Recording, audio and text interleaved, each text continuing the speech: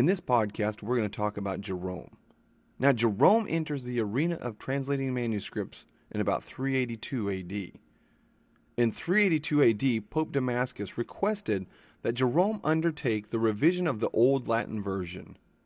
Now, Jerome complied with this request and thus produced the Latin Vulgate, which is the official Bible of the Roman Catholic Church.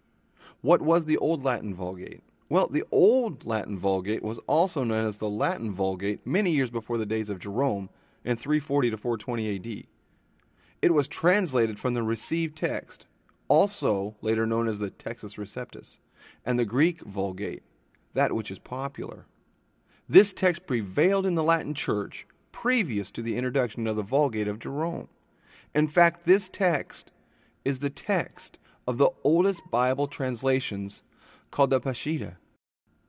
Now, who was Jerome? He was Saint Jerome, or most learned of the early church fathers of the Latin Church. In Italy, he was linked to an ascetic elite, including Rufinus, a writer and scholar who translated in the 3rd century, an Alexandrian theologian, as Origen was. He was accused of being a Cyronian, a follower of the 1st century BC Roman philosopher, rather than a Christian. Jerome spent almost 3 years continuing his pursuit of scriptural studies.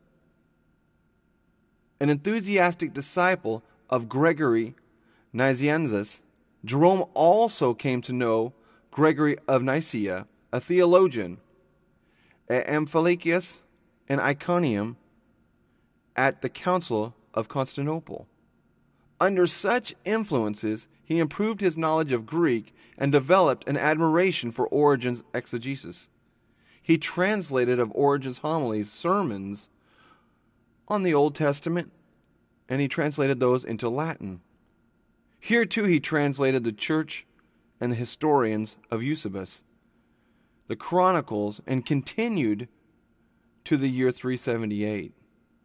He translated 2 sermons of Origen's, the Song of Solomon, and most importantly, he revised the Old Latin version of the Gospels on the basis of the best Greek manuscripts at his command. He wrote a defense to the perpetual virginity of Mary, Jesus' mother, and Jerome's biblical production in Bethlehem includes the translation and adaptation of Eusebius. The revision of the Old Latin version of the Septuagint based on Origen's Hexapla. An addition with the Hebrew text and Hebrew and Greek characters of the 4 different Greek versions, arranged in the 6 parallel columns. What did Jerome use to revise the Old Latin? History reveals, search it for yourself, that Jerome's revised Vulgate is largely in agreement with the 2 manuscripts that Eusebius has compiled for Constantine. He produced 50 official Bibles for the church out of these 2 manuscripts that we know today as the Codex Sinaiticus and Codex Vaticanus. The beginning of the new translations.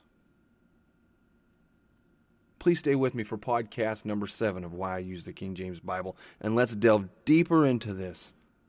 Remember, just as we delve into this, that God has not given us the spirit of fear, but of power and of love and of a sound mind.